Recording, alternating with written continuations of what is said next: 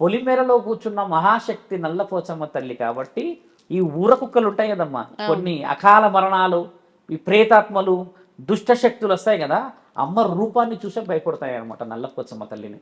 అందుకే పొలిమేరలో నల్లపోచమ్మ తల్లి వేప చెట్టు ఉండాలి అంటారు. వేప చెట్టు ఉంటే అమ్మున్నట్టే ఆడ. ఎందుకంటే ఆయన పుట్టింది, పెరిగింది, చేసింది అంతా వేప చెట్టు కింద. తండ్రి వదిలిపెట్టి వెళ్తాడుగా. తెలంగాణలో వేప చెట్టును ఎందుకు పూజిస్తారు గమనించండి. తండ్రి ఆ రోజు అమ్మని వేప చెట్టు కింద వదిలిపెట్టడం చేత అమ్మ ఇల్లు అదే కాబట్టి ఏ వేప చెట్టుకు బొట్టు పెట్టినా వస్తుందమ్మా అనేది మన దగ్గర పాటలు ఉన్నాయి. అదేందో మీరు బాగా గమనించి చూడండి అమ్మా, విశిష్టత. ఏ గుడిలో చూడండి వేప చెట్టు ఉంటుంది ఖచ్చితంగా. ఆ వేప చెట్టుకే మనం పూజలు పురస్కారాలు చాలా. నిన్నగా మొన్న పూజకి వెళ్ళాం మేము ఒక ప్రాంతంలో. ఒక వేప చెట్టులో 3 శక్తులు కొలువై ఉన్నాయి.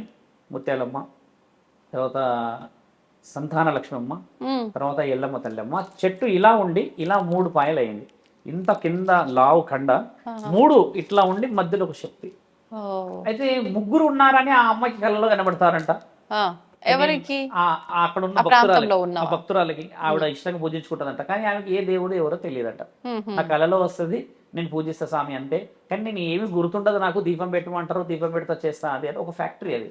నేను పోయి మనం వివరించా, ఈ విధంగా ఉందంటే ఆమె ఎంత ఆనందపడుతుందంటే, 3 అమ్మలు అని కళలో వస్తుంది, కానీ 3 అమ్మలు ఎవరో తెలియదు స్వామి, మా పరిస్థితి ఇలా ఉంది చూసారా అని అంటమ్మా. వేప చెట్టులోనే అంత అర్థం ఉంది.